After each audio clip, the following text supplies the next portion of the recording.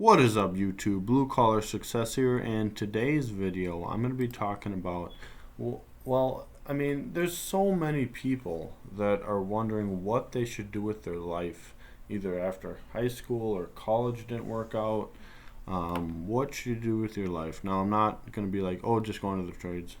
The trades are a great option, but there's so much more to think about than just it's such a jump to just go from high school, you're 18, to figure out what the hell you want to do for the rest of your life. And the problem I have with that is, you go to college or whatever, and you figure out, like, oh, halfway in, this isn't for me. So you switch majors, and then you figure out, oh, this isn't for me. You switch majors again, and then you find something you actually like and you actually enjoy, and time's ticking, and then all of a sudden you can't find a job that pays decent in your field. Then you're like, whatever. Then you say to yourself, oh, I'll start my way at the bottom, work my way up. Doesn't work out. Maybe 5-6 years goes by, you're in your mid-20s now, late 20s, and nothing seems to be progressing. You hate your life, you hate your job, you're not making enough money, and you're stuck in traffic every day, just absolutely hating your life. Now, I don't have all the answers because I'm not you, and I don't know your passions and what you're driven by, but I was kind of in that same situation about 10 years ago. So I graduated high school in 2014, and I'm currently 28 years old. So that's 10 years since I've been out of high school. I just turned 28, and I've always wondered, like, what the hell should I do with my life? I tried college, some cheap college courses, did not like it. School was never really my thing, and I couldn't stand it. I like to learn, but like to learn about stuff that actually applies to me and is applicable. So I didn't do college. I dropped out of college, and then honestly, I took about 6 to 8 months off and didn't do anything. I just worked odd jobs here and there, helped my dad out, helped my grandpa out. I had no idea what I wanted to do with my life. And my dad, being in the trades, suggested, hey, why don't you try welding? And I was like, I don't really know. I don't think that getting, my hands dirty is really for me. I don't know, welding's dangerous. Can it cause blindness? Can I do this? Can I do that? And yeah, so my dad was like, well, give it a shot. If you don't like it, then try something else. He was pretty blunt and honest, which, looking back on it, I really appreciate that. And yeah, he was honest with me. He basically said, give it a whirl, and if you don't like it, then you don't like it. But he also told me that sometimes the biggest things we're passionate about aren't the things that we should do for a living. You're not always going to find your passion in your work. Like he said, as long as you like your job 50% of the time, which doesn't sound too good, you have it pretty good. So, because a lot of people hate their job 100% of the time. And the job market's only getting tougher and tougher. Time just keeps marching on. And so before I knew it, I was about almost 19. I think I was 19. First couple months into my 19th birthday, I signed up for a welding course at my local college, and I gave it a whirl. And I sucked at it at first, and nothing made sense to me, even though I was just MIG welding. I wasn't very good at it. I always had very good eyesight. It took me the whole year to get good at it. Finally, I started getting pretty darn good at it, and then I landed a job at a manufacturing shop, and they started me off at $13 an hour, which was like, oh, all right. It's my first welding job, so I worked there for a year. I asked for a raise. They're like, nope, no raise for you. We'll give you a 25% raise. So then I was $13.25, and I was like, there's got to be a better way. So I talked to other guys in the shop, and they were like, well, we're topping out about 25. That's about all we can see with overtime. Maybe, we'll get time and a half or whatever. But I was like, I definitely don't want to be that guy who just stuck in a shop all day, every day. And I really enjoy moving around, going to different sites, seeing stuff be built. So then I talked to my dad's friend who was a steam fitter in the local union. My dad's a steam fitter too. I didn't even know what a steam fitter was. My dad never really talked about his job. He never really showed me much. I knew he was really handy and knew how to weld and all this other stuff, but I never knew what a steam fitter actually was. So I did some inquiring. I found the steam fitters local in my area. I went through all the bull crap you got to do, all the testing, all that kind of stuff, and I finally got an introduction interview, and I was thrilled. So went through that, did all that, and then I got a list of contractors that I had to call to apply. I literally called every single one of those contractors, and I'd say 90% of them said nope, not hiring. Finally got in. Well, I had a couple options to get in with, and I chose one where you have a pre-apprenticeship, and it can last up to a year to see if you really want to do it, and then you have a 5-year apprenticeship after that. Now, after my apprenticeship, things were rough in the apprenticeship, but it's not all what it's made out to be. There's a lot of hazing.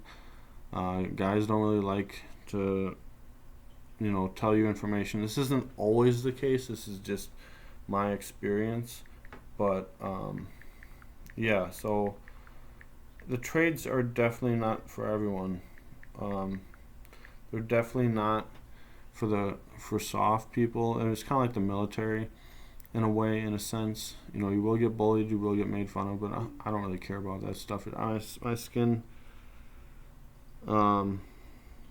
got so thick from working in the trades that, yeah, sorry, I was just sending a text to my wife, fiance, but, yes. So, anyway, this is just basically a brief synopsis. Maybe it's going on longer than you guys wanted to. I don't know if you guys will even listen to the whole thing. But what I'm trying to say is don't just jump in right away into something just because you're passionate about it. And you got to look and look and look. And you got to look up what's the job trends of this job I'm so-called interested in. What's the market like for it? Is it in demand? What's the pay like? You got to calculate all these things. I wish I would have known all this at the age of 18, but you don't. You're just a freaking kid still. You're legally an adult, but you're still a kid. You can't even drink or buy tobacco. So it's like, man. So I'm 28 now. I finally have I'm in house somewhere, and finally, I feel like I know what I'm doing. After 10 years, I finally feel like I'm making progress. Now, I'll never be there 100%. You're always learning, always growing, always learning. But I appreciate all that has been given to me. I thank the Lord that I have had the opportunities I have had. But I don't want people to feel like right after high school they have to start filling out college applications. Sometimes it's good to just sit and wait a couple months and just really think about what you want to do. Mike Rose said something like that, like, you may not be passionate about it, but you might end up being very, very good at it, and you can make a whole hell of a lot of money, and then you can work on your passion on the side. Like, so my passion, I like blacksmithing, but I don't know. That could make me some decent money on the side, but I don't think I could do it full time. But my job allowed me to fund my passion, and I can do it more than I ever thought I would be able to. And then I was able to start a side mobile welding business, do all these things I never thought was possible at my age. I'm engaged to a beautiful woman. Not trying to toot my horn. I'm just saying things are possible, and it is possible to get out of shitty situations. I wasn't raised in a very wealthy family, just average middle class. My mom worked, my dad worked, and we made it. My dad always taught me the value of money, and he made me buy my own first car with my money I saved up from doing summer work and cutting lawns and stuff. It was a really bad beater. And yeah, it's just, that's how life is. And the more you can learn from it, and the more you can take advice from me, still being in my 20s, and from what I've learned in 10 years, is just insane. It will help you out so much. I hope this helps someone. Nobody may even watch it, but maybe one person will watch it and it'll help them realize that, hey, there's pressure and time's ticking, but you don't want to make the wrong decision, because if you make the wrong decision going to college and you find out it's not for you, then you're in massive debt, and that's the worst, because then you got that hanging over your head. Luckily, I have no student loan debt, and that's just it's a sigh of relief. But sometimes college degrees are good, like nurses, STEM, engineering, stuff like that. But some stuff is just, there is no market for it. You got to look at what the market's calling for. So this was just a video about my advice and a little story about how I progressed and got into the trades. And it wasn't easy. It wasn't a fun road. At times I wanted to quit so bad. Just say, screw steam fitting, I'm just going to do something else.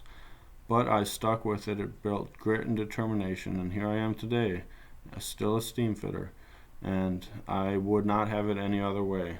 And I appreciate everyone who's been there for me from day one, the good journeymen that were with me that I learned from, and I try to be that good journeyman to the other apprentices now, teaching them stuff, not scared to share my knowledge because it's going to take their job. There's so many hurdles you have to jump through, and I was young, stupid, and I made a lot of stupid money mistakes. As soon as I got that big fat check, I bought a nice souped up lifted Duramax. Dumb. Oh man, they're so dumb. But then I started getting into Dave Ramsey in my mid-20s, and it's just, life is so complicated, but it's what you make of it. You have to make smart decisions, but if you don't know those smart decisions, no one's ever taught you, then you don't know. If you don't know, you don't know. It's not your fault. So, but it's not an excuse. There's plenty of material out there on YouTube to learn about how to manage finances, and tons of stuff you can learn on YouTube nowadays. This is one of them. So, just a little story about myself and how I became in the trades, and just take it easy, take it slow. Like I said, the clock's always ticking, the time's always going forward, but you don't want to make rash decisions based on emotion. Give the trades a shot. Give the military a shot. It all depends on your MOS in the military. If you're joining the Army, Navy, Marines, Air Force, whatever. MOS is more like Army, but like if you want to be 11 Bravo infantry, then that's a whole different story. It's just like life. There's so many decisions. It's what you want out of life, and just know what you want early on, and you can definitely be going places. You can be doing some serious things in this world if you have a plan of action and you know what you're doing. So just good luck out there. Any questions, comment down below. I wish the best for everyone. Have a great day.